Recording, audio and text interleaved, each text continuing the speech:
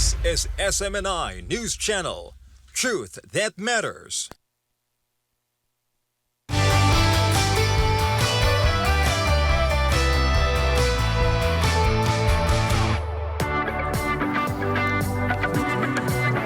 Magandang araw, Luzon, Visayas at Mindanao. Muli po natin ipakita ang ating pagmamahal sa Diyos at sa ating inang bayan sa espesyal na programang Para sa Diyos at Pilipinas Kumahal. Isang programang inilaan ng ating butihing pastor, Pastor Apollo Siquibuloy, para isulong ang tunay na pagkabago sa ating bayan. Ako po si Hannah Jane Sancho. At ako naman po si Racy Laranas. Sa programang ito, sama-sama nating itaas ang mga alikain ng pagkakaisa, kapayapaan at pagkilos tungo sa tunay na nation building.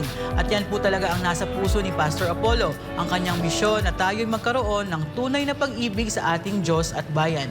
Samahan niyo po kami hanggang sa dulo ng ating palatuntunan at kasama natin ngayon sa ating programa si Boss Dada. Magandang araw po, Boss Dada. Magandang araw mga bossing at syempre Banateros Worldwide and lahat ng mga tagapanood sa SMNI and kapartner mo sa Balita at Serbisyo at DZR 1026. Hello, Boss Dada. Kapartner Racy, Boss Dada, no? Usap-usapan kasi for the past few days, discussion sa mga vloggers, kayo po, Boss Dada, and even kami dito sa SMNI, yung kamakailan yung confirmation hearing, ni Pam Bondi na pinili. Incoming siya na Attorney General, no, ng Department of Justice. Department of Justice ng United States. Si President Trump mismo ang pumili sa kanya at bukas ka inauguration na ni US President Trump. And just to highlight lang dun sa naging confirmation hearing, kasi natalakay kasi doon, Boss Dada, yung paggamit, no, ng kanilang ahensya, yung Department of Justice, na weaponize ito. Especially para targetin ng mga simbahan. Alam naman na maraming Pilipino, yes, at hindi ito lingid sa kaalaman ng mga Pilipino nasa Amerika, dito sa Pilipinas, and of course all over the world na nakakakilala kay Pastor Apollo Siquibuloy sa KOJC. Kung paano ransack, yun ang term na ginagamit ko na pinasok ng mga otoridad, mismo ng FBI, ang compound ng Kingdom of Jesus Christ. I'm sure ikaw din, you have already heard the stories. You were able to interview the members and full-time and missionary workers. He was there sa compound, He was able, you were able to check the compound. You were able to visit the compound. Yan po, nakita, naka-flash screen natin. And simultaneous ito, hindi lang sa Los Angeles, kundi sa iba't ibang mga KLC, kung tawagin natin, dyan sa United States of America. Because may nag-report sa kanila na umano'y may mga biktima ng human trafficking, sex slaves, kung ano-ano pa ang accusation nila against the Kingdom of Jesus Christ and kay Pastor Apollo Siquibuloy. And during that hearing, ni-raise ni Senator Josh Hawley na hundreds of religious, yung mga churches po, ang ni-raid, no? Ginamit ang FBI ang kanilang kapangyarihan para i-raid itong mga simbahan na ito and even mga pregnancy centers.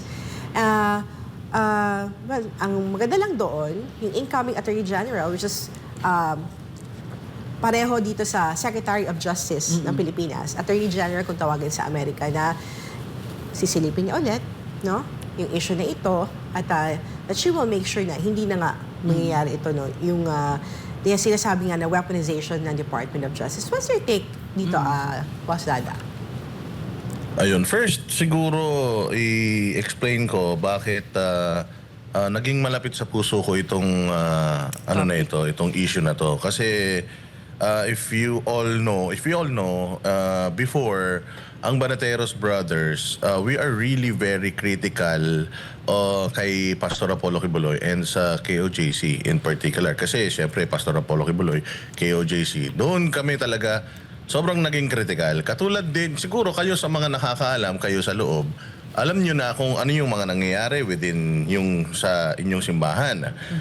Ang tao kasi, kapag may mga ganitong issues, lagi nilang, mabilis silang maniwala sa mga sabi-sabi. Katulad din namin. Inamin natin na noong mga panahon na yon, napakabilis nating maniwala sa mga sabi-sabi at kung ano yung ibinabalita ng media. ang ibinabalita ng media is itong grupo na to, ganito, itong grupo na to, ganyan. So doon lang tayo nag-base. And yung logic natin, ang idinidikta, si Pastor Apollo Kibuloy ay pumasok sa politika at ngayon na pinupolitika. Kasi noon ang statement ko, if I may recall, yung ayaw mo pala na pinupolitika ka pero pumasok ka sa politika na nakialam ka sa politika in a sense na dumikit ka sa mga Duterte, and Dutertes are apolitical, di ba? So yun yung yun lang, nandoon lang kami, and then dumating yung pagkakataon na eto na, nagkaroon ng mga kaso dito sa Pilipinas na hindi naman natin alam, or karamihan sa amin hindi alam na dismissed na pala yung mga kaso na ito, binuhay lang.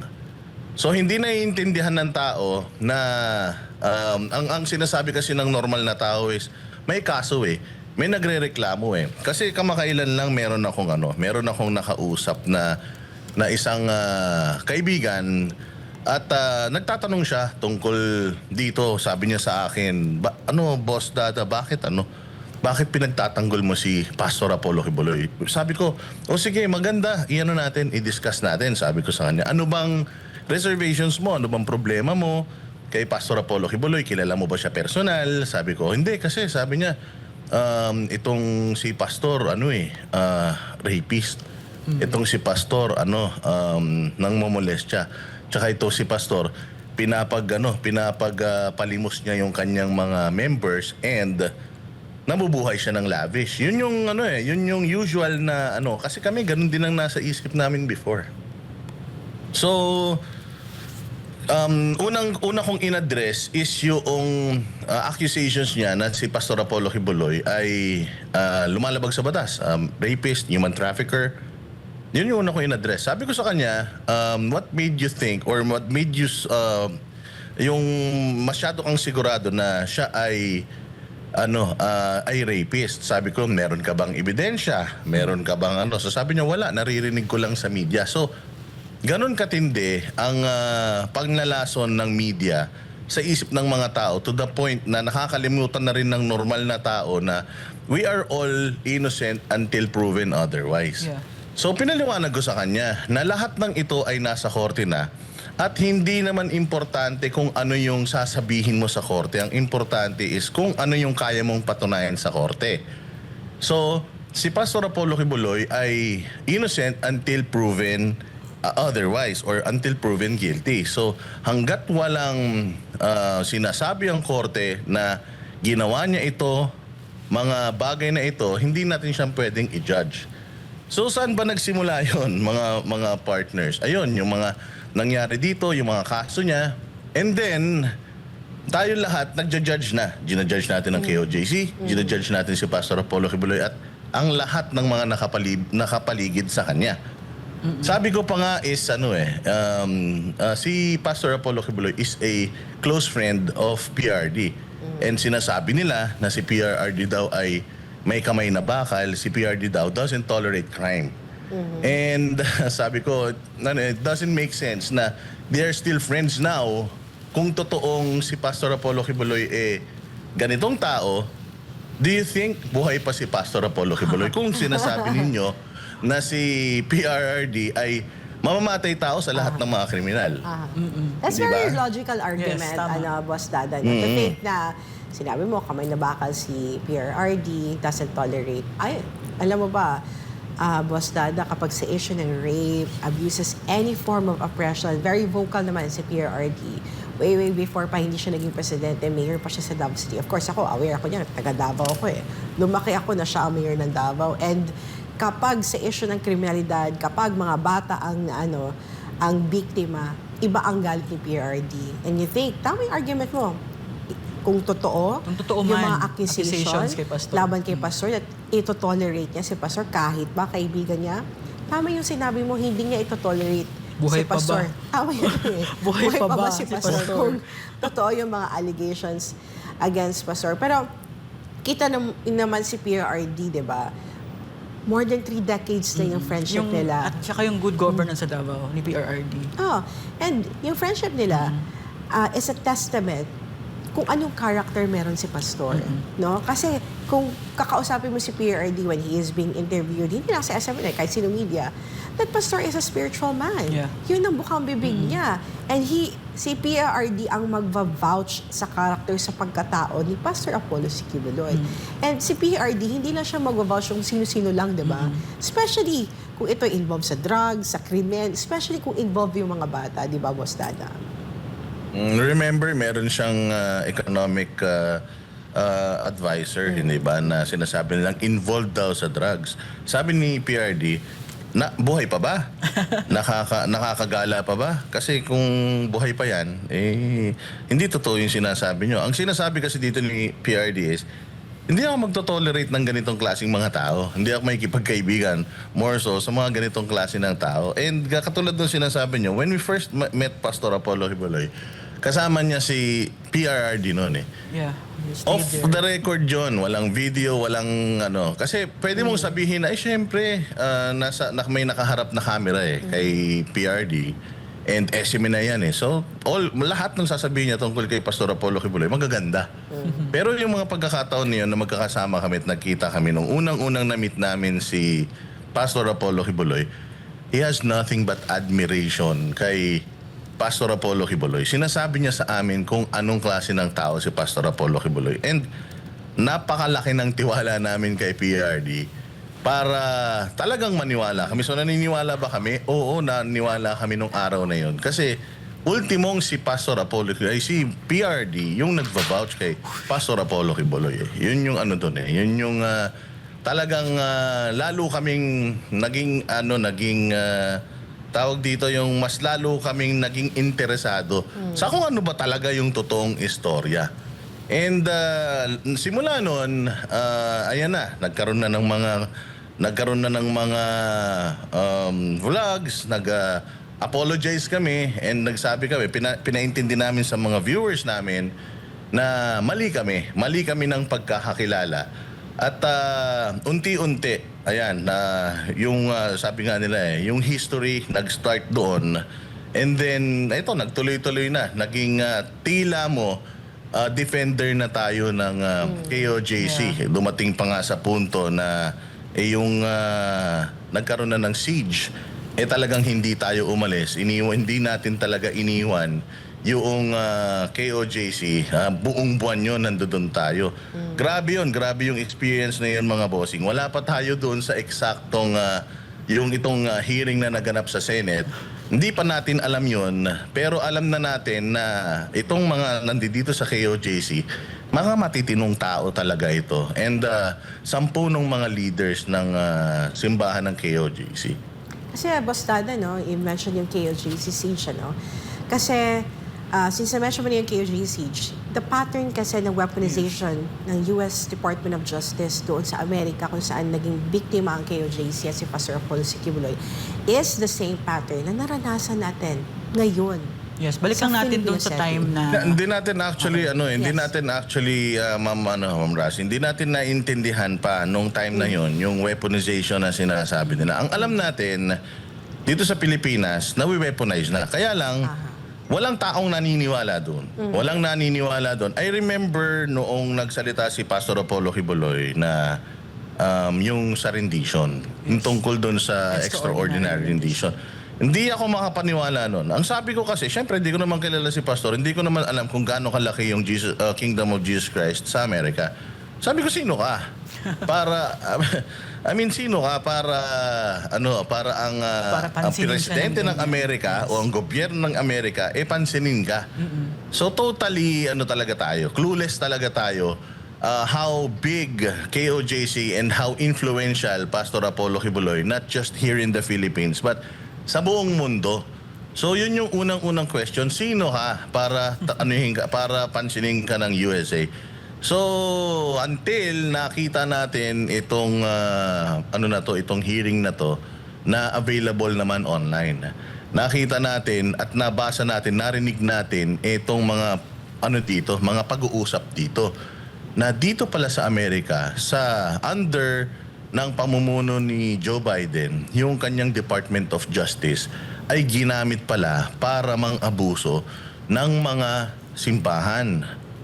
At nakalagay din dito sa ano na to, sa pag-uusap na ito, na over 200 churches. 300 nga, sir.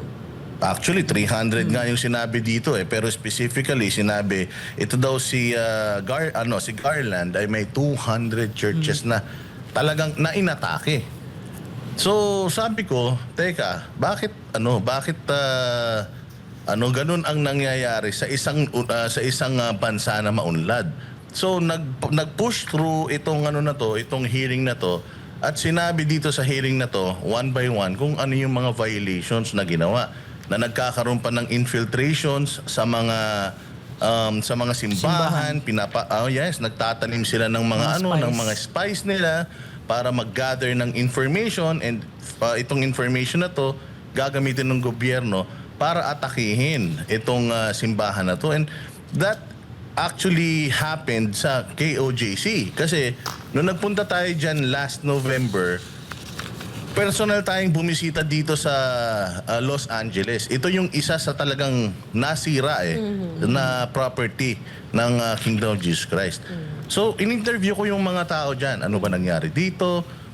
Parehas na parehas nung nangyari sa Pilipinas. Pero, mas malala talaga yung nangyari sa Pilipinas kasi ang Pilipinas 16 days na winawasak ng ng otoridad. Nagstay ng 16 days diyan sa Talagang sila ng 16 days yes, sa dito property. naman sa Amerika, ang narinig ko naman na istorya is may mga dumating na mga Helicopter. school buses, yes, may mga choppers na nag-hover around, tapos pinalibutan na rin yung buong compound.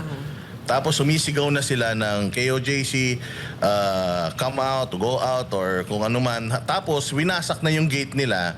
Ang sumbong pala dito sa mga otoridad dito sa Amerika ay ang KOJC daw, meron daw mga nakatali, kinakalbo yung mga bata, kinukulong, tapos may mga baril daw sila. So simultaneous na lahat ng properties ng Kingdom of Jesus Christ sa Amerika ay sabay-sabay na kinubkob or sabay-sabay na pinasok, sabay-sabay silang pinagtatali mula dito sa LA hanggang sa Hawaii, hanggang sa iba pang mga compounds ng KOJC. In-isolate sila, pinaghiwa-hiwalay sila, tapos tinanong sila isa-isa. And to cut the story short, isang buong araw na nangyari yun, ni isa, wala silang nakita na bata na inabuso. Ang mga nakita nila actually dito sa LA, yung mga mga matatanda na, senior citizens na. Kasi sakto yung kanilang pagpasok daw yung start na ng devotional ng same pattern KOJC, ng which is di ba? Yes, yung devotional. so madaling araw.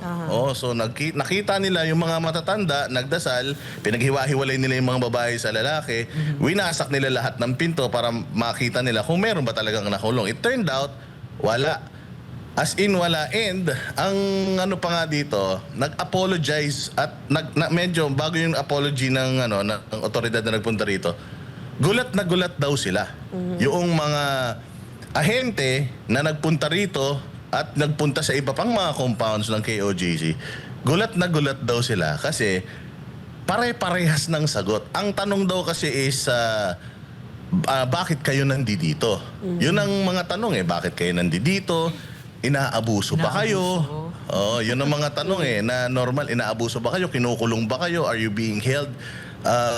Kumbaga, ng labag sa inyong kalooban? May mga ganun na tanong. And pare-parehas ng sagot yung mga taga-KOJC. Siguro naman, kung nandiyan na yung otoridad, tinanong ka na, nakatali ang kamay mo, anong isasagot mo? Kung talagang inaabuso ka, sasabihin mo na inaabuso ka, salamat dumating kayo, makakalabas na kami. Exactly. Hindi ba? Walang ganon. Ni isa, walang naisakay sa Walang mobile sumama patrol sa nila. Sumama sa kanila. Wala. Walang sumama. Ni isang bata, walang naisakay doon sa school bus, sa mga school buses. Actually, kompleto pa yun with blankets. Kasi nga, syempre, malamig sa lugar na yan. Ang sinasabi nga is nakatali itong mga taong ito. At, kinukulong sila dyan. Against their will. Pero, nung palabas yung mga agents ng FBI, nag-apologize pa sa mga taga-KOJC at sinabi sa kanila na kung ano man yung mga nasira namin, i-bill nyo na lang kami, babayaran namin. Parang narinig ko na yung linya ng siege. Parang same din nangyari sa siege. Ayun na nga, Same speaking pattern. of Exact pattern. speaking of same pattern, doon ko ngayon naisip na patay tayo, parang ganito yung nangyari sa Pilipinas. Ganito kasi pati yung mga scripts nila ganun eh. Tinanong mo yung ngayong CIDG head na, tinanong natin dati kung tungkol doon sa gastos. Ang sabi nila, nung nasa Senate inquiries, ano daw nila? Babayaran Kung ano lang man daw yung mga nila. nasira, babayaran nila. Kasi nakita natin, di ba, mayroon pang Yes, isang beses yung na pinalipad solar nila ng panel. Solar napakababa. panel. Solar panel sa Pinalipad GMC. nila napakababa. Oo, yung helicopter, tumalbog pa yung pababa. Kaya kung may nabagsakan yun, may namatay pa ron. Ang bigat-bigat nun eh. So sabi nila na babayaran nila na parang di pa nga sila nag-apologize. Sorry, doon sa nasira namin, di namin na-expect. Wala namang ganun. I As wonder in talagang sobrang tapang nila. I wonder ilang helicopter ang nag-hover doon sa LA. Kasi araw-araw may 2 o 3 nag-hover sa compound ng KOJC dyan during the 16-day siege, Boss Dada. No? So feeling ko overkill sa Pilipinas. Sobra. Number of Yes. policemen na pumasok, all the long firearms na dala nila. Na wala daw ang firearms. Wala daw ang Aha, baril. Na according Wala daw ang sa baril. presidente, walang baril. Meron pa nga silang tear gas. Tapos, madaling araw din silang pumasok. Yes. Sinira pa yung mga Gates walls natin, and gates oo. natin. May namatay pa na kasamahan Ang daming namin. nasaktan na workers, di ba? Exactly. At trauma na na-cause, no?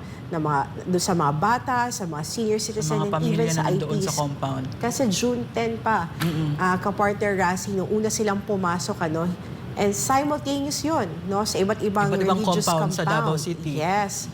Parehas na parehas talaga yung Parehas atake. na parehas. Pero, ano ang nangyari? Sa 16 days sila nagstay sa compound. Ni isa walang sumama sa kanila na Boss, in biktima. June 10 and in August 24, wala tayong narinig na report na isang full-time miracle worker or full-time missionary worker or KMM, Kingdom Miracle member, na sumama sa mga otoridad at nanghingi ng saklolo. So, ano ibig 16 sabihin? days na nandiyan, mayroon silang opportunity. 16-day na opportunity na lumapit sa libu-libong pulis na Yes. nakakamp dyan sa loob na, Sir, kinukulong ako dito. Iligtas nyo kami. Marami kami. Nandito kami sa lugar na to. Kahit isa, walang nakuha. Nandiyan din ang DSWD noong mga panahon na yan. Nandiyan din yung ating mga kapulisan na mga kababaihan na nakaalalay doon sa mga taga DSWD and pinapasok actually sa unang araw pa lang Nandun na naikot ang na nila yung DSWD, buong yes. compound eh. Sa sobrang ikot na nga nila sa buong compound, pati nga ilalim ng lupa gusto na nilang makita eh. Ganon nakatindi. Oo, kasi ibig sabihin naikot na talaga nila yung buong lugar to the point na naguhukay na sila kasi yun na lang hindi pa nila nakikita mga bossing. Kasi the same pattern, the same kahinatnan din yung nangyari. Kasi yung nangyari kasi doon sa Amerika, napahiya yung mga otoridad. The same din nangyari dito. Yeah. Napahiya ang otoridad. Hindi naman nila nakita si Pastor sa ilalim ng lupa, di ba? Yes, the same nung doon sa 16-day na sinasabi nila at even doon sa Senate hearing, they were talagang pinanindigan nila. Sure talaga sila May, na nandoon. may bunker sa ilalim ng JMC. May heartbeat. 3 heartbeat. Tapos gumagalaw-galaw pa kasi. Gumagalaw-galaw daw. Pero, nung September 8, nung nag-voluntary surrender si Pastor, hindi nila nakita yung, di ba, naghukay sila, hindi nila nakita yung bunker na sinasabi nila, binalik na yung hukay.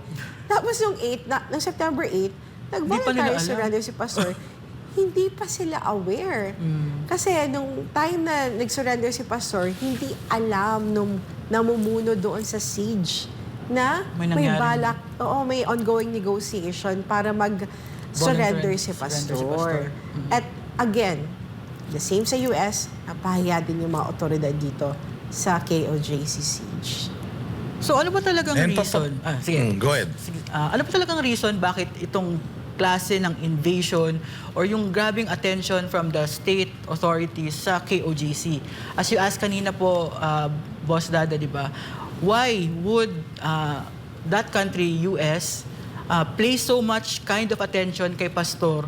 Sino ba si Pastor? Sino ba talaga si Pastor? Bakit ganyan din kadami ng mga pulis ang pupunta para hanapin siya? So, that brings to mind, ano ba talaga ang ministry ni Pastor Apollo C. Quiboloy? Kasi beyond all these controversies, beyond all these mga false accusations, lies upon lies heaped upon him, sino ba talaga si Pastor? And why such attention is given to him? He's a spiritual leader, and now he's going into the arena of politics ngayon kasi he was pushed to that position kasi nakita niya yung nangyaring abuso sa KOJC, not only on June 10 but also on August 24. He now parang resonate sa kanya yung abuses and injustices ng existing incumbent na government. So, Totoo yan. At yun nga, ang gusto ko lang maidagdag dyan, ano ba si Pastor Apollo Quiboloy sa Amerika? He's just a minority. Yeah. He's just a minority. Ang mga Amerikano, syempre, alam naman natin, medyo mataas talaga tingin nila sa sarili nila. Yes. And palaki, ang KOJC tagged as a fastest growing congregation. Congregation. So, sa Amerika, napakalaki na ng kanyang gawain. Nagsimula lang sa maliit, palaki ng palaki. And there's slowly conquering lahat ng states sa Amerika. Meron na silang mga simbahan at parami palaki ng palaki at parami na talaga yung mga members niya doon. And alam naman natin na napaka-tindi talaga ng lobby ng mga religious organizations dyan, lalo na yung mga Protestants. Matindi talaga ang lobby ng mga Protestants. At masasabi natin na ganito nga, yung mga...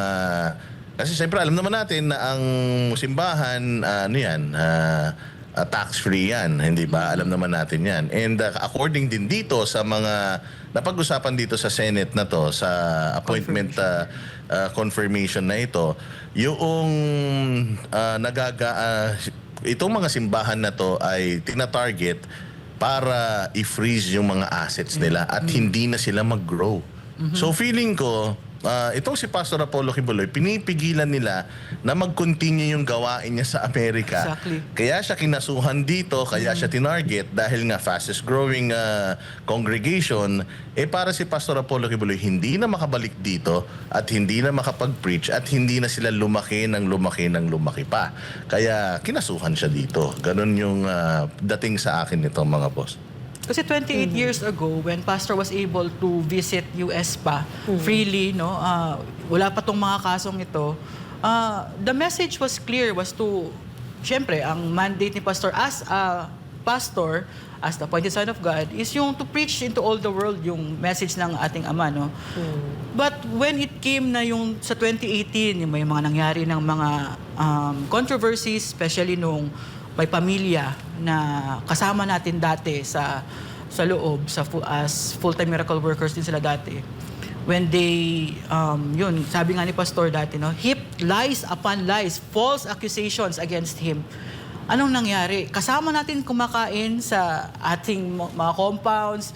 They were with us during the early days of the ministry. They were dining, they were enjoying the blessings of the Father in the ministry. But what happened in 2018 or earlier pa, bago nangyari yung controversy sa Hawaii, then yung ransack ng FBI noong 2020, is itong pamilya na tuhan. Ano ba yung nangyari? Ano ba ang ginawa nila? At parang pinaniwalaan sila ng mga authorities sa Amerika.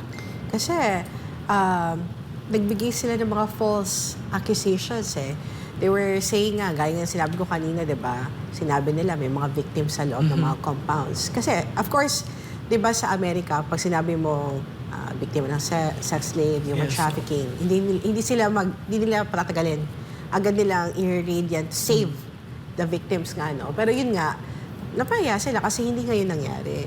And because of that, talagang nasira yung pangalan, yung reputation ni Pastor Apollo C. Quiboloy dyan sa Amerika. Kasi pinaniwalaan sila ng mga authorities na walang basis. Exactly. Gaya ng Yun na nga, mamaya. Yun na nga ang dito. Yun na nga ang isang skandalo dito na ni-reveal dito sa inquiry na ito, yung infiltration nila sa mga churches, yung pagtatanim nila ng mga espiya sa mga churches. So, itong mga tao na ito, yung mga sinasabi ninyo na mga taong actually hindi nga lang nanira halos pumatay pa kay Pastor Apollo Kibuloy. Yeah. Hindi ba matatandaan natin may mga pagkakataon May mga na instances na gustong i-poison si Yes. Pastor. nilalason si Pastor Apollo Kibuloy, hindi ba? Ang mga may access lang na nakakalapit lang talaga sa kanya is itong mga tao na ito. Pinagkakatiwalaan talaga ni Pastor Apollo Kibuloy ang mga tao na ito and mukhang pinapatay pa siya. Di ba? So dito mo malalaman talaga na yung mga nangyayari dito kay Pastor Apollo Kibuloy dahil hindi nila natrabaho si Pastor Apollo Kibuloy sa Amerika, hanggang dito in-influence ng gobyerno ng Amerika itong gobyerno natin na gawin din ito. Kasi katulad nga nung sinasabi natin, okay naman si Pangulong Bongbong Marcos nung usimula Pero right after niyang manggaling sa Amerika, biglang nagbago talaga yung timpla niya Yeah. Pati yung kanyang foreign policy, nagbago. Biglang pati yung pakikitungo niya sa mga Duterte, nagbago. And then, nag-start na ito. Nag-start na yung mga political persecution. Biglang na ulit si Pastor Apollo Kibuloy, biglang napunta na ulit sa limelight, nananahimik yung tao. Biglang nabuhay ang kaso. Nabuhay na yung mga kaso niya. Nagkaroon na ng Senate inquiry si Senator Risa Ontiveros. Nagkaroon na rin nagsimula din kasi yan doon sa mga matatapang na batiko sa kanila ni Pangulong Duterte using yung SMNI dahil yung doon sa gikan sa masa para sa masa.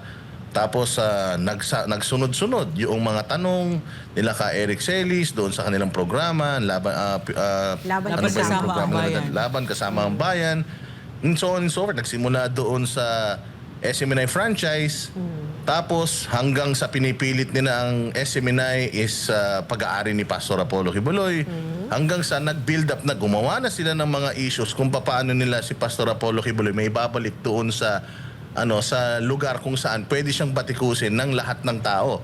So sisirain siya, sinira siya, ayan na, lumabas na yung mga dating mga issues na namatay na. Mantakin mo yung 4 na taon na kaso na na-dismiss na. Hindi ito madidismiss nang wala lang Na-dismiss to kasi inaral talaga lahat ng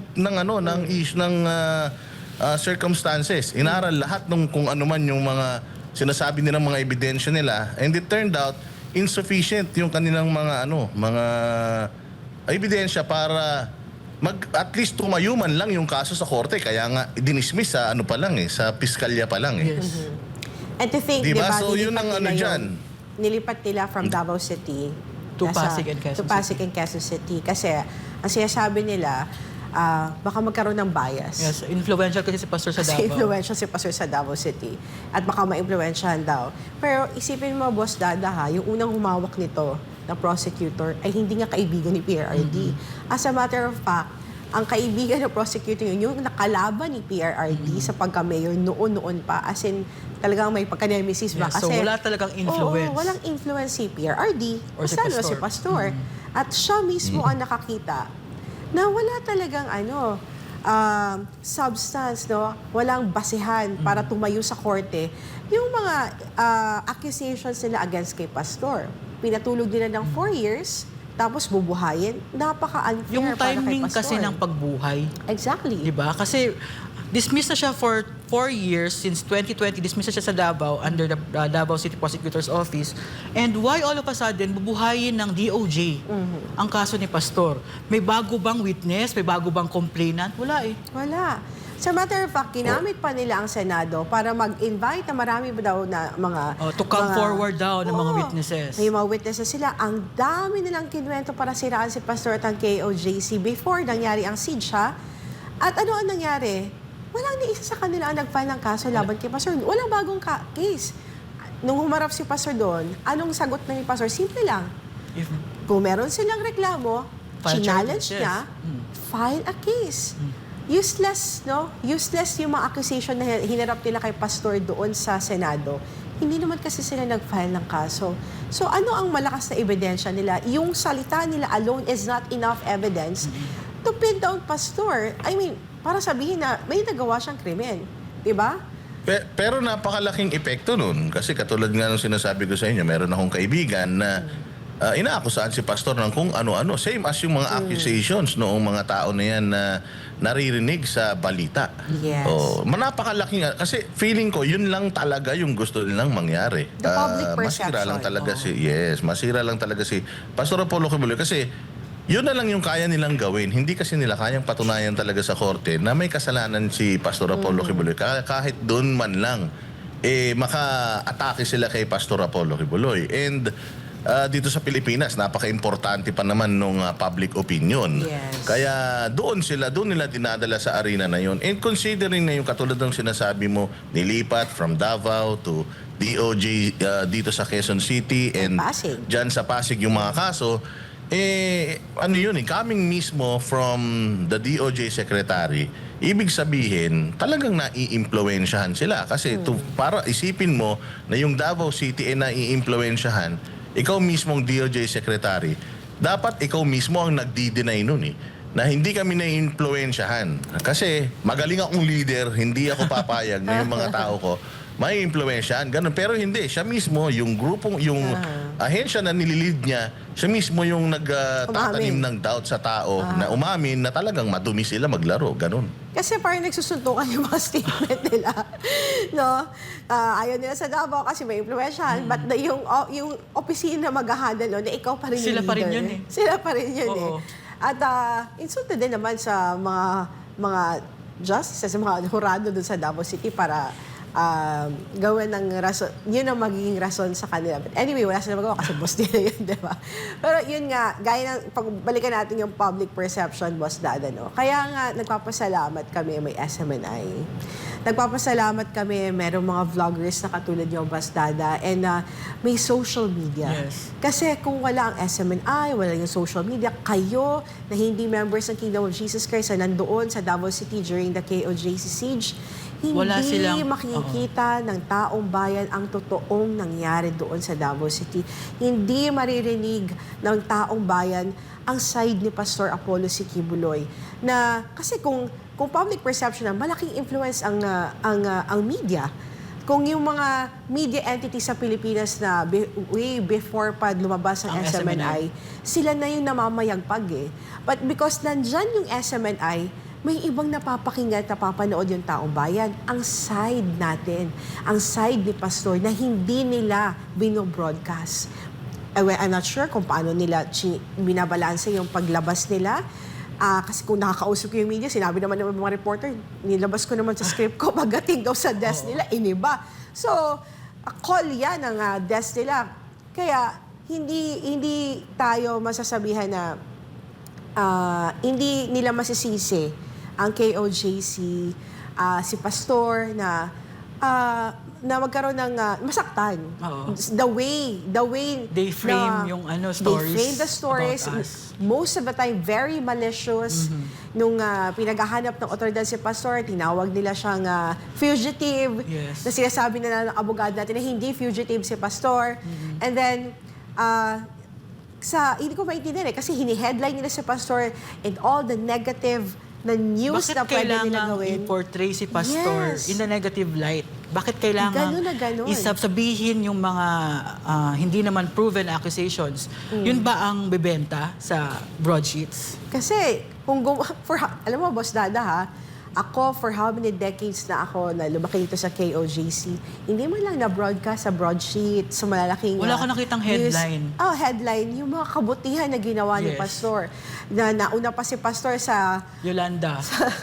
sa gobyerno na namahagi kami ng pagkain doon at ayuda sa mga kababayan natin na naapektuhan ng Yolanda. The way yung SMNA Foundation, mga volunteers ng SPM, ng KOJC, pumunta sa mga iba't ibang lugar sa Pilipinas kapag nabibiktima ng ulan, bagyo, sunog yung mga kababayan natin, wala namang bumabalita. Pero pagdating sa negative na balita, Ang bilis. Ang Bilis mag-pick up.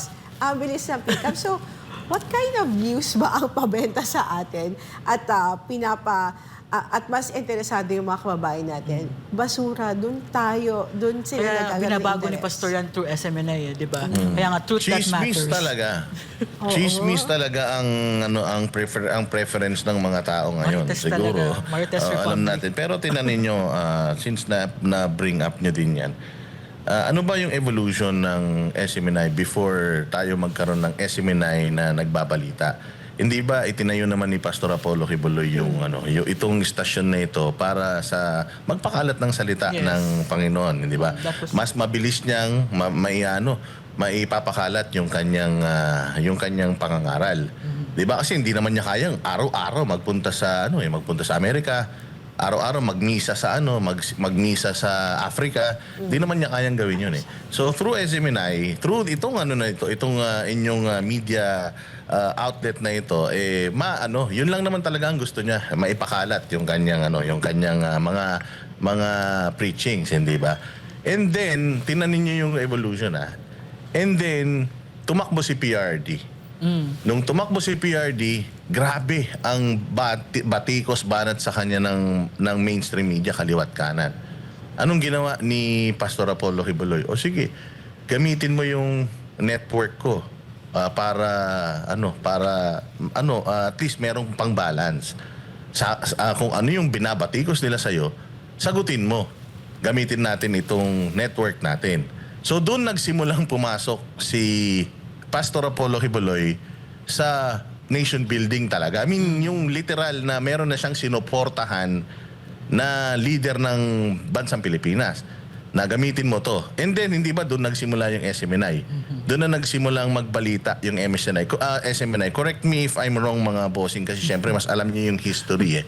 Pero alam ko, nagsimula talaga itong channel na to. Ang main purpose niya is si Pastor Apollo Kibuloy para mas makilala yung si Pastor Apollo Kibuloy in a sense na mag-preach dito sa inyong channel. And then nabuhay na itong SMNI.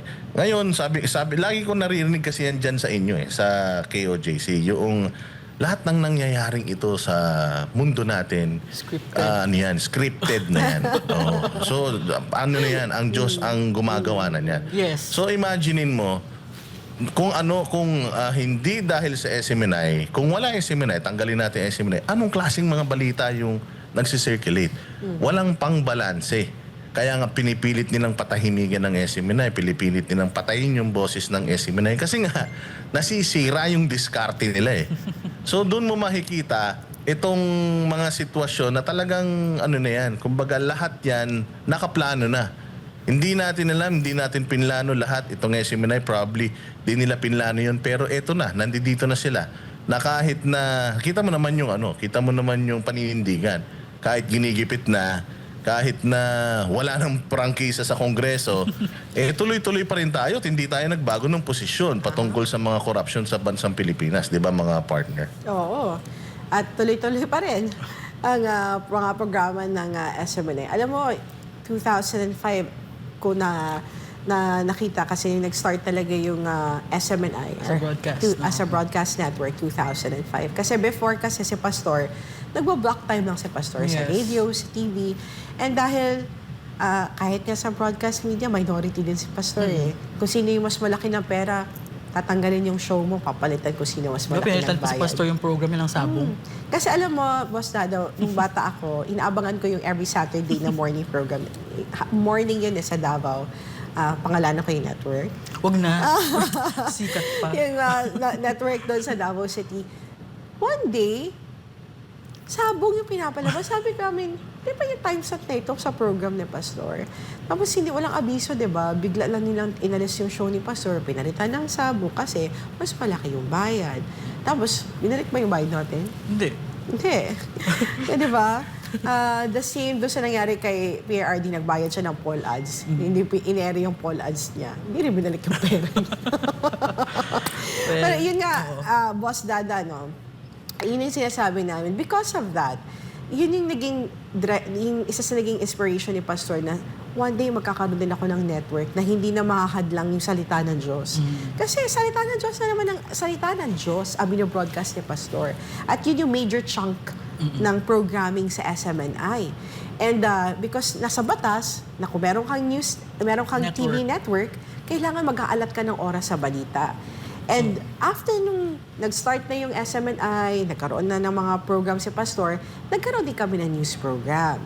And then later on, nung nag-start yung campaign ni PRRD, nag-evolve din yung programming ng SMNI. Nagkaroon na tayong mga talk shows at especially nung panahon ng campaign period kasi maraming lumalapit sa SMNI na gusto nila na kami din, Makilala din mabigyan sila. din kami ng boses, kami din, mabigyan ng platform, kami din, marinig din ng mga Pilipino. And so, in-accommodate sila ni Pastor. Kaya nagkaroon ng mga talk show. At mismo si Pastor ang nag-interview. Diba, no previous election, ilang senatorial SMNI exclusive. candidates, diba, ang na-interview ni Pastor sa kanyang show. Na later on, nag-give way para maggawa tayo ng senatorial debates. And presidential debates at malaliman na discussion sa kanilang plataforma through the Deep Room. At nagbigay ng alternative si Pastor Apollo Siquibuloy sa lahat ng Pilipino na ganitong klaseng debates dapat meron tayo. Tinaas yung standard ng Tinaas debates, yung diba? Tsaka yung standard. conversation. Exactly. And because of that, na-appreciate ng Taong bayan. taong bayan na pwede pala sa mga malalimang diskurso ang mga Pilipino at nagkakaroon din pala ng interes sa mga ganitong klaseng diskurso.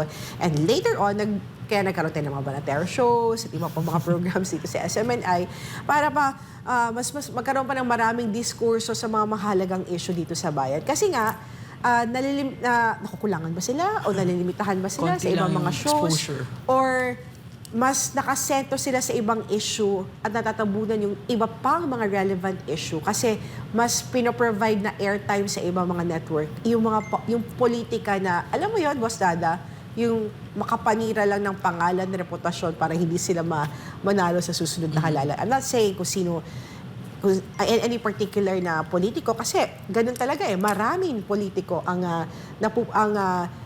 sinisiraan at naninira ngayon kasi panahon na ng eleksyon. Ganun nga ganun ang ang kalakaran ng sa atin ng eleksyon at pati mga media outlet na supposedly taga-balanse ng sitwasyon nagiging parte na nung mga black propaganda ng bawat isa. Nagagamit na yung kanilang mga istasyon para sirain yung mga magkakalaban na mga kandidato. Ganun din sa mga kapulisan natin. Supposedly, lalapit ka sa pulis para magsumbong kapag ka may krimen. Pero ngayon, medyo matatakot ka na kasi pati yung mga pulis natin parang nagbago na rin. Hindi na rin nila alam yung kanilang mga trabaho, yung mga dapat na ginagampanan nila. Ang pinakamasaklap, minsan alam na nilang mali. Pero parang tinotolerate pa nila. Alam na nilang mali, inaano pa nila, gina-justify pa nila. So, hindi talaga alam ng mga tao ngayon kung saan, saan pupwesto mabalik tayo doon sa isang, kasi kanina inopen up ko, bakit nagkaroon ng SMNI? Yan na nga, pinapaliwanag din nyo. Marami kasing perception yung mga tao ngayon na, naku po, si Pastor Apollo Kibuloy, tatakbo lang yan, senador. Kaya kung ano-anong kwentong pinapakalat niyan, na yung sa Amerika, kung ano ganyan, niya yan, plano niya na yan talaga, noon pa. Ano masasabi niyo dun? When it comes to yung kwento ni Pastor about sa Amerika, balik natin yung premise na si Pastor ay isang spiritual na tao. He's an evangelist, he is a preacher, he's a pastor. No? Ang mandate sa kanya ng ating dakilang Ama is to preach the word of God. No? So, beyond yung lahat, as I said earlier, beyond the controversies, balik tayo. Ano ba talaga si Pastor? Si Pastor ay isang mangangaral. And yung mandato niya is galing sa ating Diyos, sa ating Ama. Yung mga, if you go back sa doctrine ng kingdom, Boss Dada, kapartner Hannah, meron kasi si Pastor, excuse me kung ikwento ko lang yung konti, yung doctrinal part ng KOJC. Meron kasi si Pastor Mosaic, for prophetic and Solomonic ministry. Bigay sa kanya ng Ama yan when he was called. Yung Mosaic ministry is a ministry na kaparehas doon sa panahon ni Moses to deliver God's people from bondage. Then yung Solomonic ministry is binigay sa kanya ng Ama to build the latter house, yung templo ng Ama. Physically, yung nakikita natin doon sa Davao, yung kingdom. And then yung spiritually, when we say temple of God, is yung tao mismo, no? And then prophetic ministry. Ito yung prophetic ministry. Ibig sabihin lahat na inireveal ng Ama kay Pastor, it will surely come to pass. I can testify, I can attest for how many years na nandito ako sa ministry ng KOJC, yung mga sinasabi or nire-reveal ng Ama kay Pastor, because of his prophetic ministry, they surely come to pass. One is yung 18 years bago naging presidente, si Pangulong Duterte, Yeah. he was still a mayor, inireveal na ng Ama sa kanya, 1998 pa. There was no plans of a political position for Mayor Duterte. They were just playing golf in the vision, ha. They were playing golf, but Pastor was surprised kasi ang scene, hindi Davao City. Ang scene nun, while they were playing golf is Malacanang. So, that was as early as 1998 pa, nakwento na ni Pastor na magiging presidente si Mayor Duterte. And it came to pass on 2016. Another is itong kwento ni Pastor, not kwento, revelation kay Pastor on January 20, 2022 that America is burning. Oh, okay. So if you can see mga kapartner, no, yung mga nangyayari ngayon sa Amerika, at ipinreach din ni Pastor ito 2022, ni-reveal kay Pastor January 20, 2022. And it was reiterated August 13, 2023 during preaching ni Pastor sa cathedral yon. So ibinilik niya kasi yung vision niya that America is burning, nangyari or na-fulfill siya in the first place doon sa Maui, sa Yeah, Hawaii. sa Hawaii. And then ngayon, yung mga wildfires na nangyayari ngayon sa California, sa Pasadena, no, sa Palisades pala, hindi lang siya, kung i-describe ni Pastor, hindi siya natural occurrence lang eh. Yeah. Hindi siya parang epekto lang ng climate change. It is beyond human comprehension kasi it is concerning na yung spiritual na spiritual aspect na to. Kasi in that place, in the United States, Pastor Apollo C. Quiboloy was also persecuted. Sinira, niransak, dinesecrate yung mga compounds si Pastor ng KOJC dyan noong 2020. If we can remember 2020, January 29, 2020, niransak yung ating compound dyan sa Vanowen, dyan sa Los Angeles. And then simultaneously, as we kwento kanina, no, ano ba? Ordinaryo lang ba na pag-ransak yan? No. If you open the eyes ng if you open your spiritual eyes, it's a part of desecration. And when you desecrate yung temple of God, yung mga lugar na mga considered as holy, sacred, anong epekto niyan? Di ba may verse nga na palaging minimension si Pastor sa Psalm 105 verse 15, touch not mine anointed and do my prophets no harm. Si Pastor, he was given an anointed and appointed ministry by God. And then when you touch him, alam na. So that's what's happening in the United States. At nakikita natin yan ngayon sa mga balita nga. Boss Dada, kapartner Razi, at kung hindi natin pag-uusapan ng spiritual kapartner Razi, karma eh. Yeah. That's also another aspect. Kung ano ang itinanim mo, siyang aanihin mo, Boss Dada. So, kung isa sa isang tao na hindi lang namin hinahangaan kami, tinatrato namin si Pastor as a holy person, and then you accuse him ng mga ganong klaseng accusation. Kasi, isipin mo, Boss Dada, ano ang pinaka-best na accusation ang pwede mong itapon sa isang taong katulad ni Pastor na nangangaral ng salita ng Diyos, pumupunta sa iba't ibang lugar sa buong mundo, na dinalapitan ng mga influential, politiko, sikat na mga tao, lalo na sa panahon ng halalan, paano mo i-destroy ang kanyang reputation, ang kanyang pangalan na magiging kapanipaniwala? Part yan ng playbook ng mga naninira. May libro nga dyan How to Destroy a Man, di ba? Yeah. Number one, Katulad dyan. akusahan Katulad mo dyan siya ng na ano. ganyan. Rape. Katulad dyan ng ginagawa nila kay PRD, Ma'am Hana, di ba? Matindi yung laban niya against illegal na droga. Anong pinapakalat nila ngayon? Drug lord ang mga Exactly. Duterte. They're just cleaning the competition kasi gusto nila sila lang. Ganon din kay Pastor Apollo Quiboloy. Tuloy mo, Ma'am Hana. Gaya sinabi ko, para maging kapanipaniwala yung accusation nila laban kay Pastor, the best accusation na pwede mong itapon sa kanya na rapist siya. How to Rapist destroy a siya. man. How to destroy a man na kapanipaniwala. Hindi lang naman si Pastor The same playbook na ginamit sa kahit sinong influential person na they want to destroy the reputation and character of that person is to accuse him of rape. Yeah. No? Sexual allegations, Sexual no? allegations, sirain siya na corruption tao sa pera, no? Sex slave, at kung ano-ano pa, human trafficking. Kasi Plus yung mabibigat lavish yan. lifestyle pa. And lavish lifestyle. Pero alam mo, Boss Dada, no? Buti na lang, may social media na. Buti na lang, may SMNI, makatulad ninyo nagsasalita sa social media. Nabubuksan tuloy ang interest sa mga tao, to investigate further. Kung totoo nga ba ito mga allegation against Pastor. Kasi if you search the internet, unang lalabas yung mga negative allegation. But if you search further, you will see marami ding resibo si Pastor sa mga kabutihan na nagawa niya na to dispel all these rumors against him. Pero alam mo, wala pa po kasing napapatunayan sa mga accusation na ito. Hanggang ngayon, nananatili pa rin siyang accusation. As a matter of fact, nasa korte na nga, di ba? At hinaharap nga ito ni Pastor. And confident ang ating mga abogado na kahit ano pa mang kasinungalingan ng itapon nila, kahit anong dumi, putik ang itapon nila, mananatili pa rin ang pagiging gold, pagiging diamond ni Pastor.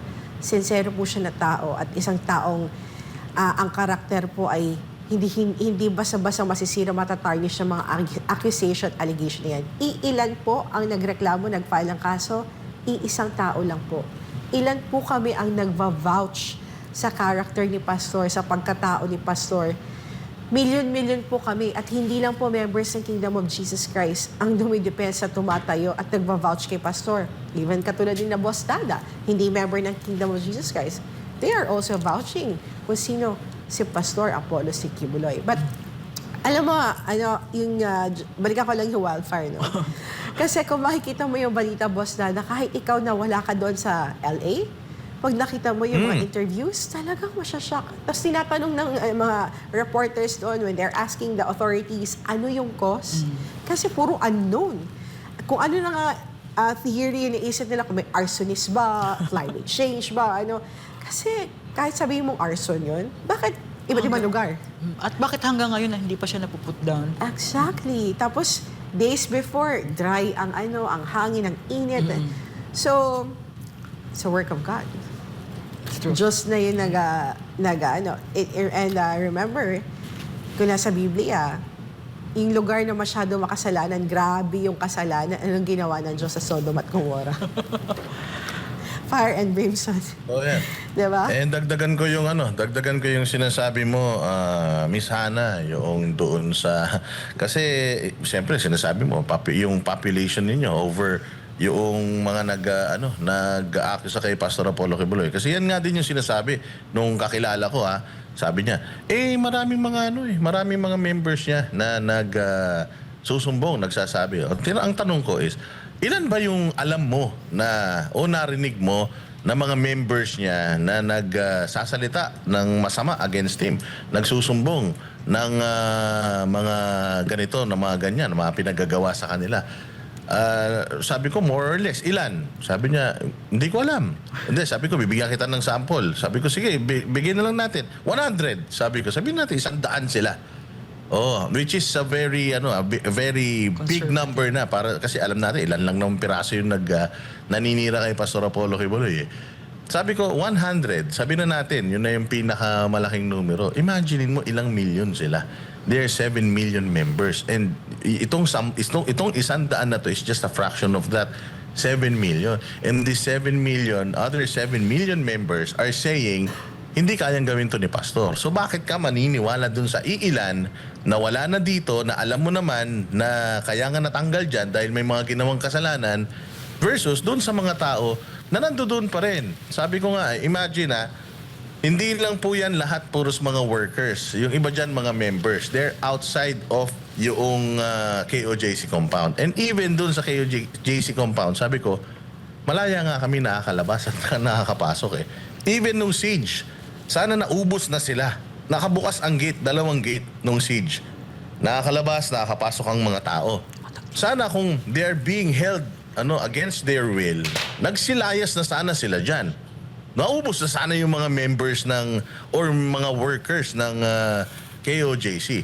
Kung yun ang basihan natin. So, yun talagang importante, yung perception ng tao. And katulad din nung kaninang sinasabi natin, sa bawat issue na ginamitan ng formula, yung parehas na formula na yun yung gagamitin nila para doon sa panibagong paninira na naman nila. Dito sa Amerika, na weaponize according to itong confirmation ni Pam Bondi, na weaponize yung Department of Justice nila.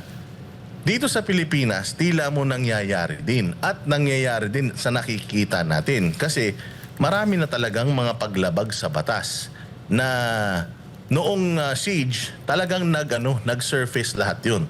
Makita natin, pati yung pananalita ng presidente natin, iba na. DILG secretary natin, iba. Yung sinasabi ng ating PNP chief, iba. Nakikita natin yung nangyayari, sinisira nila, pero yung sinasabi ng mga nasa otoridad, nasa batas pa daw yung ginagawa nila. Katulad ng sinasabi ninyo, hindi dapat ang simbahan binababoy. Pero ito hindi lang binaboy, as in winasak talaga. Kitang-kita natin, sa mga videos natin makikita, itong cathedral dito sa may KOJC, as in, talagang binarikadahan nila, lalapit ka pa lang, ikaw yung may-ari ng property, lalapit ka pa lang, binabangga ka na nila ng mga panangga nila. O hindi ba? So, nasan yung hustisya doon?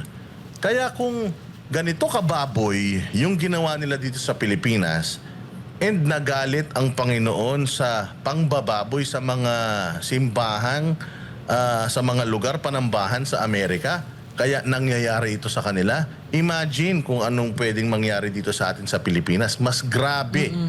Mas grabe talaga yung ginawa nila dito sa KOJC compound. Kaya, yun nga sabi ko sana lang, hindi tayo singilin katulad ng pagsingil sa Amerika na ang daming nadamay na mga tao na, yung normal na tao, nasunog yung mga bahay nila, mga properties nila pinaghirapan, nawala lahat. Siyempre, ang hirap-hirap ng bansang Pilipinas Sa Amerika, alam natin, sobrang advanced ang technology. Yung mga apoy na yan, imposible na hindi nila mapatay agad yan. Ano sila dyan? Ang tagal na nilang may wildfire. Hindi bago sa kanila. Yes, hindi na bago sa kanila. Nako-contain nila yan. Yung mga wildfires na yan, mabilis. Kasi nga, they have the technology. May mga teknolohiya nga silang pangkitil ng buhay. Hindi ba? So, marami silang mga teknolohiya dyan para dito at talagang alam nila na nangyayari ito madalas sa dito lang naman sa Pilipinas yung araw-araw tayo halos binabagyo. Walang alam kung paano susolusyonan ng presidente natin Pero dyan, sigurado ako, nag-iisip yung mga tao dyan. Yung ganyang klase ng mga kalamidad, alam nila kung paano pigilan yan. Pero hindi napigilan at hanggang ngayon, tuloy-tuloy pa rin. Imagine, if this is an act of God, what's gonna happen dito sa Pilipinas? Sana naman hindi tayo singilin katulad nito. Katulad na din ang sinasabi natin, dito sa Pilipinas kasi uso yung sira, winawasak. Mga kalsada natin, buo pa, binubutas na. So, ganun din si Pastor Apollo Kibuloy. Sinisira nila kahit na ayos naman yung tao. Oo nga Why are you destroying a person na walang ibang hangad kundi kabutihan? Yes. Why are you destroying a person na yung agenda niya sa pagpunta sa isang bansa is to preach the Word of God? Di ba dapat i-welcome sila ng kahit anong bansa? Because what they are doing is to, i-correct ang pamumuhay ng isang tao. And that person will become what? A productive person, a law-abiding person, and God-fearing person. Ibig sabihin, kung ganyan klaseng tao ang produce a product ng mga preacher tulad ni Pastor, bakit sisiraan siya? Bakit gaganituhin siya? Kung nakakatulong, part siya ng nation building. Si Pastor Apollo Kibuloy. And alam mo, Boss Dada, the only way na mas matitigil ito mga fire, May solution si Pastor, di ba? wildfire na ito, may solution si Pastor. Since we were talking about karma, it's time for them na magtanim sila ng good karma. And that is to restore the reputation of Pastor Apollo Kibuloy. Number one, they should apologize. Drop the charges. Drop the charges. linisin ang pangalan ni Pastor, and then allow Pastor to go back to the United States and preach the Word of God. Kasi ilang years nilang tinigilan si Pastor. But then, bakit napigilan ba yung pagdami ng mga members ng KOJC sa Amerika? Hindi. And yun ang panawagan ng mga members doon, makabalik si Pastor because they want to meet and see Pastor. Kasi hindi naman lahat ng sa Amerika pwede pumunta ng Pilipinas. And they also want to see Pastor. They want to hear Pastor, talaga na harap-harapan na mapakinggan, maka-fellowship si Pastor. Alam mo yun, Boss Dada. And they have to do that if they want matigil itong mga wildfire na ito. They have to do this. Drop the charges against Pastor and file the charges against those traitors. Exactly. Kasi yung mga sila yung cause, yung pamilyang ito na kasama natin dati. Sila kasi yung cause bakit nagkaroon ng ganitong mga controversy sa buhay ni Pastor. So, i-drop yung charges against kay Pastor, yung pagtanggalin siya doon sa list ng FBI Most Wanted. Tanggalin siya doon. Drop the charges and restore his reputation and charge those instigators instead. Dahil, wala naman silang ebidensya. Walang ma-prove. Ilang taon na. 2018 pa to sa Hawaii. Until now, wala pa silang ma-prove. At dinidelay-delay yung trial, di ba? Actually, para ano yung kahihiyan sa part nila. Saving face. Yeah, just to save their face. The pinaka-effective way to save your face is kasuhan ninyo yung ng uto sa inyo. Kasi inuto kayo para to file these charges against Pastor. Kasi hanggang ngayon, hindi makatayo-tayo sa korte ang mga allegations ninyo against Pastor. And anong ginagawa nyo? Para kayong naghahanap ng mga anong pwedeng ikaso. But then, katulad dito sa Pilipinas, hindi kasi pupunta lumalapit sa inyo para sasabihin na, biktima din ako. Wala. 'Di ba? So, the same. Yun ang problema, Yes, boss, Ma'am Hana. Paano nila sasampahan ng kaso yung mga nagkaso kay Pastor? Kung sila nga sila nga in the first place, yung nag-utos sa mga ito para magkaso kay Pastor, di ba? So that will change siguro, Boss Dada, ngayong panahon ni President Trump. Kasi ito nga, balik tayo doon sa yung sa confirmation hearing ni Senator Holly kay incoming AG na si Pamela Bondi, di ba? Parang yung unprecedented attack and campaign against the people of faith, i-reverse ni AG Pam Bondi. So, and anong sinabi expected dito, natin sa kanya? Ano expected sinabi natin? dito din sa hearing na to, sinabi dito na, are you willing to cooperate with us? Because we want to investigate the investigators. Yeah. Oh, yes. So are you gonna cooperate with us? And sinabi nito ni Pam Bondi na once ma-confirm siya, I will read the memo and I will talk. If ma-confirm din yung sa Department of Justice, I will talk to him and pag-uusapan namin to, I will read the memo. So they're considering talagang imbestigahan itong mga pang-aabuso na ito. Mabalik tayo doon sa sinasabi ninyo na si Pastor Apollo Kibuloy kailangan pabalikin sa Amerika para mag-preach. Kailangan yung mga charges against him, i-drop na nila. Tapos itong mga nasa gobyerno should apologize if they love yung kanilang bansa. Because hindi lang ito yung mangyayari. If this is an act of God and sobra-sobra yung nagawa naman, takay mo 300 churches, yung binaboy nila, more to come. Talagang karma, sabi nga nila, di ba?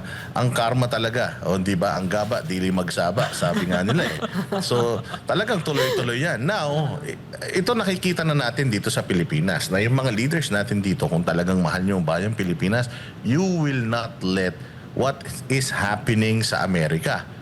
It can surely happen to us. Merong karma yan, yung ginawa ninyo. Hindi to pwedeng mangyari, Mangyayari ito darating, if not now, in the future. Mangyayari ito. Bakit? Kasi ginawa nyo na sinira nyo na. And the only way para hindi mangyari sa atin ito, if you really love the Philippines, mag-apologize kayo kay Pastor Apollo Kibuloy. Yung administrasyon ngayon at yung mga otoridad ngayon na sumira kay Pastor Apollo Kibuloy ng baboy sa kanyang holy place, yung kanyang KOJC compound. Lahat ng yung Glory Mountain, Prayer Mountain na sinira-sira nila, they should really apologize to Pastor Apollo Kibuloy, drop all the cases, and let him do his job. Diba? Yes. Yung kanyang pag-preach, pabayaan nilang gawin. Imagine, ilang taon na si Pastor Apollo Kibuloy hindi nakakapag-preach. Yun yung gusto nila eh. Akala nila kasi, when you silence Pastor Apollo Kibuloy, pag itinali mo yung mga kamay niya, kapag ikinulong mo siya, akala kasi nila itong KOJC babagsak eh. That's what they Ang hindi expect. nila alam, yung ginagawa nila, unang-una sa lahat, itong mga members ng KOJC, mas lalo silang lumalakas. Yeah. Ang masaklap nito, mas nakikilala yung KOJC. To the point na dahil doon sa pagbo-broadcast natin ng mga atrocities diyan sa KOJC compound noong siege, mas lalong nakita ng mga tao na ang galing pala talaga ni Pastor. Kita mo yung mga members niya. Kita mo, minamahal pa rin nila yung mga taong kumubkob sa kanila 16 na araw. Pinakain pa nila yung the very same people na na talagang kumbaga nanggigipit sa kanila. Isinama pa nila sa kanilang mga dalangin. Imagine, so ang dami ngayon na mga tao na hindi naman kaanib ng Kingdom of Jesus Christ. KOJC, yes. ang lalong nagiging interesante. So yung kanilang nais na sirain, pabagsakin itong KOJC and si Pastor Apollo Kibuloy, mas lalo pa na nakikilala si Pastor. At ito pa masaklap. Wala namang plano si Pastor Apollo Kibuloy na tumakbo sa politika eh. Pero katulad ng sinasabi ko, si Pastor Apollo Kibuloy, meron siyang power of faith, Yes. spiritual. Meron siyang power of money dahil alam naman natin na talagang mayaman ang simbahan ng KOJC. Tumutulong nga sila Pinagpala. Kung mahirap yan.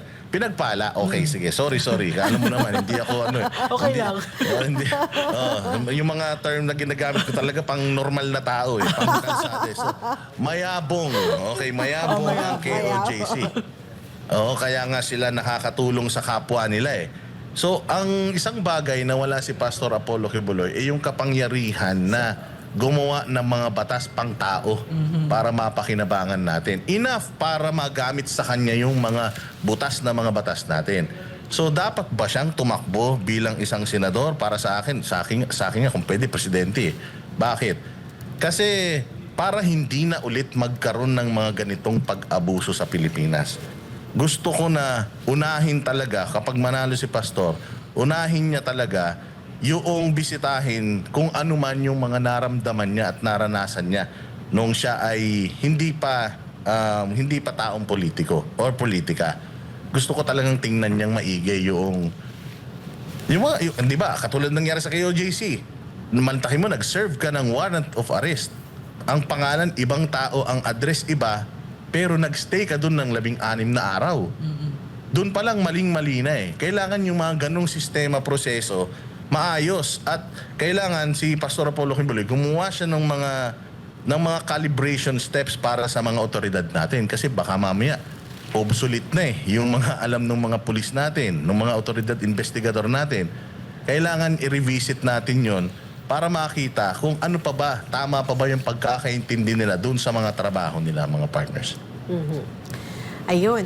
At inauguration ng Estados Unidos, new President Trump. President, nagbabalik na Presidente ng Amerika, si US President Donald Trump. At may pahayag si Pastor Apollo Kibuloy. Gusto ko lang basahin Sige. ang pahayag na ito, Boss Dada. Congratulations. Kapartner Rasi, sabi dito, we thank God that President Trump won the elections because we in the Philippines of KOJC, of Kingdom of Jesus Christ, under my spiritual leadership, and the whole of KOJC in America, all our churches there prayed hard so that President Trump will really win the election, because this will be part of God's justice and judgment, not only for us, but for all God-loving Americans, God-loving, law-abiding, and good American citizens. This is also part and judgment for them, because this is what Pastor is doing when he was attacked. We thank God for the motto of President Trump, to make America great again. I think the 4 years that he will be in office will make many wrongdoings to become right. But America will never be great again if Trump will only be president for 4 years. America will truly be great again if they will make Trump president for life. This is when America will really be great, because God will bless USA through President Trump. End of quote. Boss Dada. Ang napakaganda nito, yun nga yung sinasabi natin yung merong isang statement si Donald Trump na the reason why we have a country pero wala tayong Diyos. Yun yung sinasabi niya Kaya nga gusto niyang ibalik yung religion doon sa mga unang stages ng eskwela sa Amerika. Kasi yun yung yun yung nawala sa kanila talaga Yung mga kabataan natin ngayon talagang nagbabago na And syempre, suportado talaga natin si President Donald Trump, lalo na yung kanyang stand pagdating sa meron siyang statement, diba, na no man of religion or faith hindi daw siya papayag na merong man of religion and faith na mape-persecute sa kanyang leadership. So talagang yun yung pinanghahawakan natin sa kanya and hopefully itong si Pam Bondi talagang gawin niya kung ano yung advokasya ni Donald Trump. So yun lang ang masasabi natin dyan and unti-unti nakikita na natin na the tides are changing. Ika nga, unti-unti nang nagbabago yung sitwasyon. Lagi kasing tatandaan nitong mga nasa kapangyarihan na hindi kayo habang panahon nandiyan dyan. Yes. Pero itong mga itinalaga ng Panginoon na na magpakalat ng kanyang mga salita habang buhay. Talagang magstay sila. Yes. In addition to that, Boss Dada, balik lang tayo dun sa verse din na ginagamit din ni Pastor. Yung Romans 13 verse 1, yung powers that be, yung mga powers na nasa ating mga leaders ngayon ay hindi absolute and they come from God. So ang accountability ng ating mga leaders ay syempre nasa ating Diyos and as leaders ng isang bansa or ng isang organization, ang kanilang dapat gawin, these rulers should be a terror to evil, they are ministers of God for good and they are a revenger to execute wrath upon those who do evil. So ang ginagawa dapat, ang standard na nakaset dito sa Romans 13 is kung leader ka na itinalaga ng Diyos, your powers comes from the Almighty, you should make it you should put or commend the good and then you should execute wrath upon those who do evil. Yun ba nangyayari sa atin ngayon? Sana masingil din sila. Kung saan ba, pasok pa ba sila sa standard ng Romans 13? Kasi karma din yan. If you're not able to deliver yung mandato mo, and that is to serve and protect the Filipino people, kung yung mandato mo na ikaw ay isang public servant at hindi ka nagiging master of the people, well, may karma din dyan, kapartner Rasi, Boss Dada. At naniniwala ako kahit kailan, hindi mananaig ang evil, ang kasamaan dito sa ating bansa, dito sa ating gobyerno, dahil dadating din tayo sa punto na sisingilin din sila at may kabayaran ang lahat ng persecution, kasamaan na ginawa mo sa kapwa mo. Lahat yan. Especially kung may mga dugo na nakapatong sa mga ulo na yan, Boss Dada. Lahat yan, sisingilin sa'yo yan. And this will Alam not... natin, may mga namatay dyan, di ba? Hindi lang isang tao, may mga namatay, may mga nasaktan, at talaga namang merong nagsumbong sa Panginoon. Yes. Sabi nga nila, hindi ba, if hindi ka na makakuha ng hustisya sa batas sa lupa, humingi ka ng hustisya sa Kanya. Sigurado ako, pakikinggan Kanya. Yun ang nakakatakot pag naningil yung hustisya sa taas. O kaya kailangan talaga itong mga nasa gobyerno natin ngayon hindi pa huli. Hindi pa huli. May warning na tayo, meron na tayong stern warning na nakita dyan sa Amerika. Let us hope hindi yan mangyari dito sa Pilipinas. Sana itong mga alam nating nagmalabis dito at gumamit ng kanilang kapangyarihan para i-persecute si Pastor Apollo Kibuloy, magsisi na sila. Sabi nga sa Biblia, vengeance is mine, I will repay, saith the Lord. Gaya sinabi ko, sisingilin talaga sila. Yes. Backtrack ko lang konti. Again, taga-backtrack ako eh.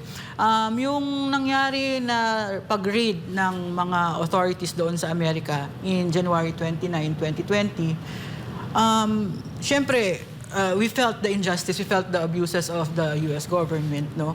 Si Pastor nag-fast for 7 days. Nag-ayuno siya, nanalangin siya sa Ama. And after 7 days, meron siya natanggap na vision. That vision, he saw a handwriting on a wall. Blood was dripping on that handwriting. And then days, weeks after, anong nangyari? Nagkaroon ng pandemic. Was it a coincidence?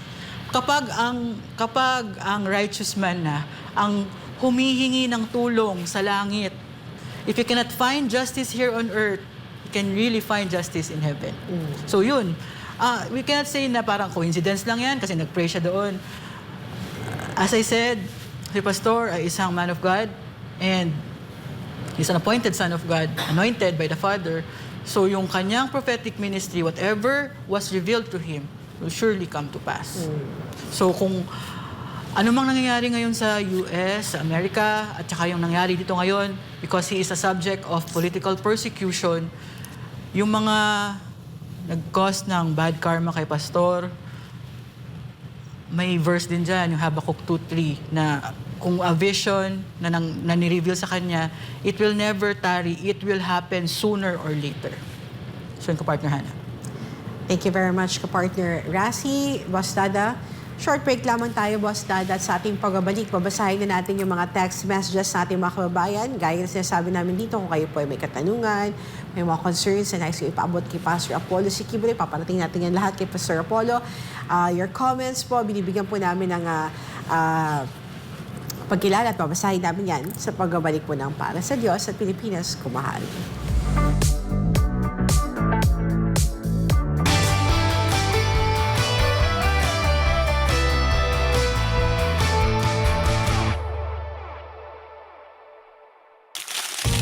Bakit nandito kami? Bakit nandito kami? Bakit nandito kami? Bakit nandito kami? Bakit nandito kami? Bakit nandito kami? Safe kami dito. Safe kami dito. Safe kami dito. Mali ang paratang inyo. Pinaka-safe dito dahil stricto dito. Kahit tumingin lang sa babae, di pwede. Lahat ng akusasyon kay Pastor, paninira. Ang mga false witnesses na yan, binayaran ng komunista sa Amerika at Pilipinas. Bakit nandito kami? Kasi safe kami dito.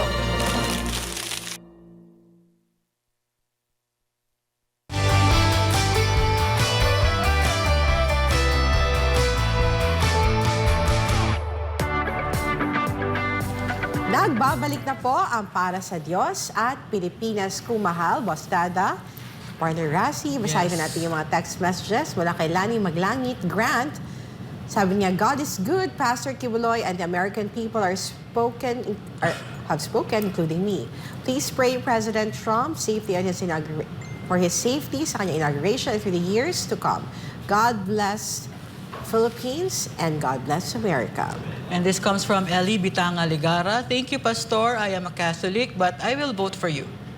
From Salara Ching, ako ay isang born again, pero iboboto kita, Pastor Kibuloy, at si Marcoleta. And from Sharon Modina Calo, thank you, Pastor, sa blessings lagi na binibigay mo kahit noon pa man hanggang ngayon.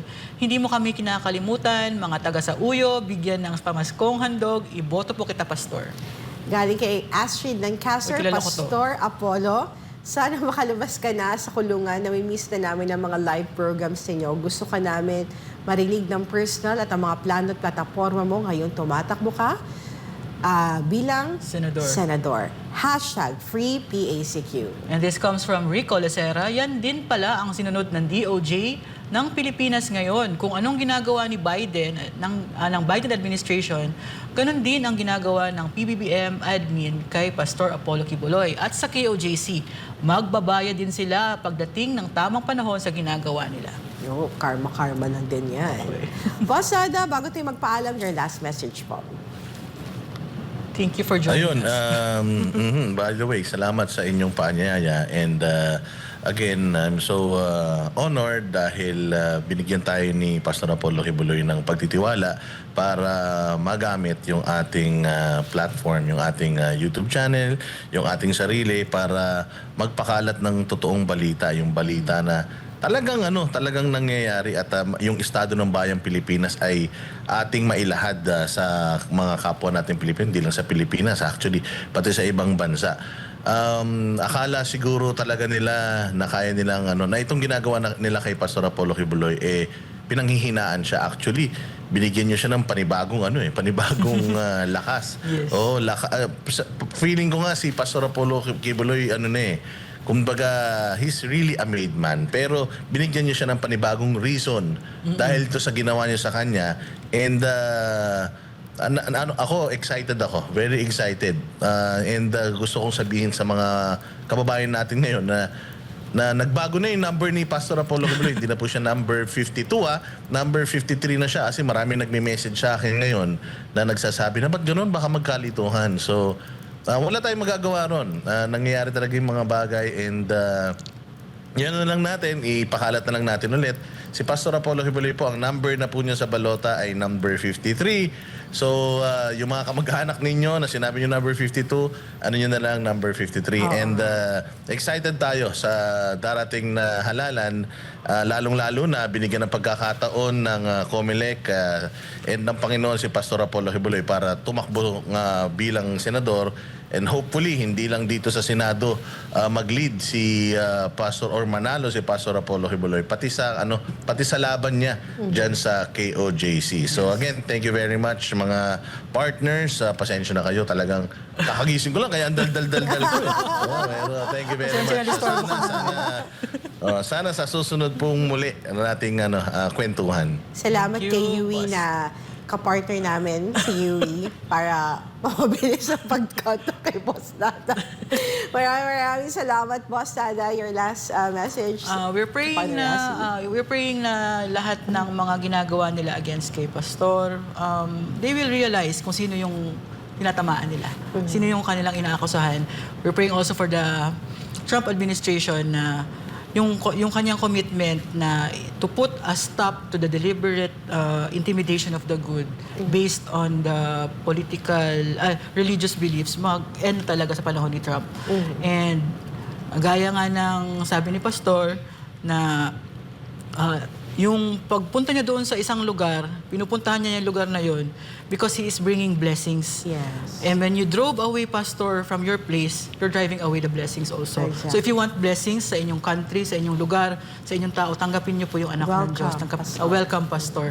So that's for my end. Thank you very much, Partner Razi. And of course, we are hoping and praying for justice sa kabila ng narinig nating ingay, political Yes. noise, all the persecutions sa social media, sa TV, kahit sino-sino na nagsasalita, sumasakay sa issue, ginagamit si Pastor para mapag-usapan sila, using Pastor for their, political Selfish ambition. Kami sa KOJC, kami po ay kaisa at naniniwala po, nagkakaisa po kami sa KOJC at naniniwala na inosente po ang aming pinakamamahal na pastor at itataya namin ang aming pangalan, ang aming dangal, para Aming po, buhay. ang aming buhay po, para sabihin po sa lahat ng tao sa buong mundo na si Pastor is a man of God, a holy man. At wala po siyang ginawa sa buhay namin, kundi baguhin itong buhay na namin na makasalanan para kami maging isang righteous person, no? Maging tulad din niya, maging man of God din. And wala kaming ibang dinadalangin kundi ang makalabas na si Pastor at finally Mabigyan ng malinis opportunity sa si kanyang Pastor. pangalan. Oo. Yes, malinis sa kanyang pangalan, maklaro na sa maibigay talaga yung hustisya, no, na ito lahat ay gawa-gawang accusation lamang.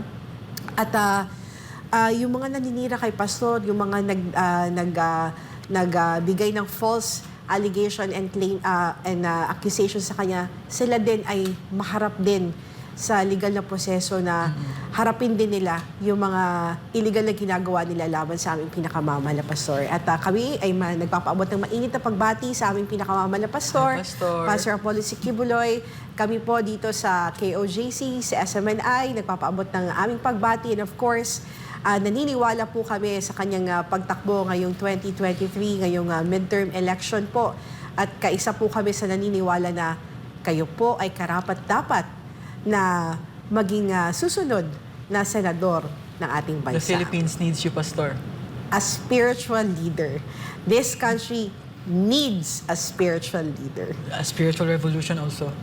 Maraming salamat, Kapartner Rasi. Maraming salamat, Boss Dada. Number 53 po, si Pastor Apollo Sikimuloy. Huwag po nating kalimutan yan. Maraming salamat po sa inyong pagsama sa amin ngayong araw na ito sa espesyal na programa na Para sa Diyos at Pilipinas Kumahal. Huwag nating kalimutan ang tunay na pagbabago ay nagsisimula sa ating sarili, sa ating mga puso at gawa. Sa muli ako po si Hannah Jane Sancho. Hanggang sa susunod nating pagsasama, patuloy tayong maglingkod at kumilos para sa ikabubuti ng bawat Pilipino dahil ito ang ating panata para sa Diyos at Pilipinas nating mahal.